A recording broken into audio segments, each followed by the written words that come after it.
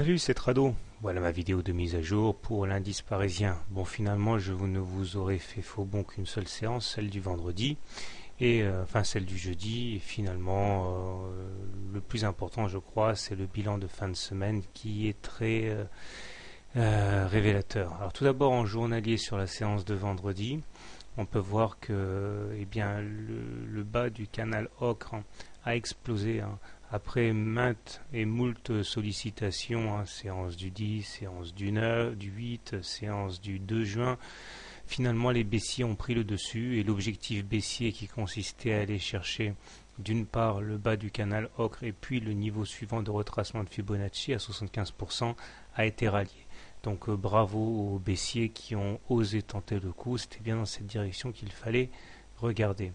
Alors le canal ocre n'étant plus valable, je vous ai tracé un petit canal noir hypothétique pour l'instant, dont la pente très raide file le vertige, et si on devait rester cantonné à l'intérieur de ce canal noir, eh bien il faudrait s'attendre à ce que les cours aillent chercher les 3740. Bon, de toute manière, une fois qu'on aura cassé le cas échéant les 75% de retracement de Fibonacci, eh bien on a une sorte de boulevard pour aller chercher le plus bas du 16 mars, à savoir les 6000, les 3700 par là. Nous avons également en ligne de mire, si on est baissier, le bas du canal mauve que j'ai tracé ici, qui lui aussi invite à aller chercher les 3650. Les indicateurs techniques envoient des signaux très clairs, on est mal, puisque le MACD est sous son signal, il est négatif, le stochastique est en zone de survente, et le momentum est négatif aussi, donc franchement, ça craint. On est en dessous d'une M20 décroissante, donc la tendance en journalier, eh bien, la tendance est clairement décroissante. Au-delà, eh bien, on a plusieurs figures alternatives qu'on peut voir, notamment ici une sorte d'épaule, tête, épaule. Bon, elle n'est pas très conventionnelle, puisque la deuxième épaule est pas très belle par rapport à la première épaule, mais enfin, bon, ceux qui s'en donnent, ceux qui s'en satisfont, eh bien, reporteront la hauteur de la tête, comme d'habitude, en dessous de la ligne de coup qui est là. Donc ça donne un objectif qui serait donc celui-là, c'est-à-dire les 3600. Mais bon, avec des réserves parce qu'elle n'est pas très belle cette épaule. Donc clairement, si vous êtes baissier sur le CAC, eh bien première solution, vous shortez le contact avec la M7, c'est ce qu'il y a de plus facile à faire. Vous pouvez éventuellement shorter également le contact avec le haut du canal noir. Si vous êtes haussier par contre, alors vous avez une première zone d'entrée qui est celle-là, les 75% de retracement de Fibonacci, puisqu'il s'avère que ce sont ces niveaux qui ont freiné les assauts baissiers vendredi. Autre solution, vous attendez un contact avec le bas du canal noir pour éventuellement rentrer long.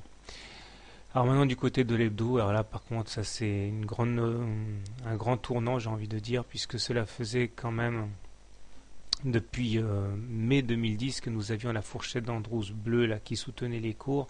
Tous les assauts ont été contenus en juillet, en août, en novembre, en mars, mais là cette fois-ci, comme le laissait présager la clôture en dessous de la fourchette d'Andrews gris-vert, bleu-vert la semaine dernière, eh bien, ce à quoi on assiste cette semaine est une claire cassure à la baisse de cette fourchette d'Andrews qui n'est donc plus valable. Bye bye. Alors je vous propose une nouvelle fourchette ici, la rose, qui est elle aussi effrayante, puisque si on devait rallier la médiane, eh bien il faudrait attendre les cours sur les 3600. Cet objectif reste l'objectif de référence, donc on n'a pas cassé à la hausse la fourchette d'Andrews rose.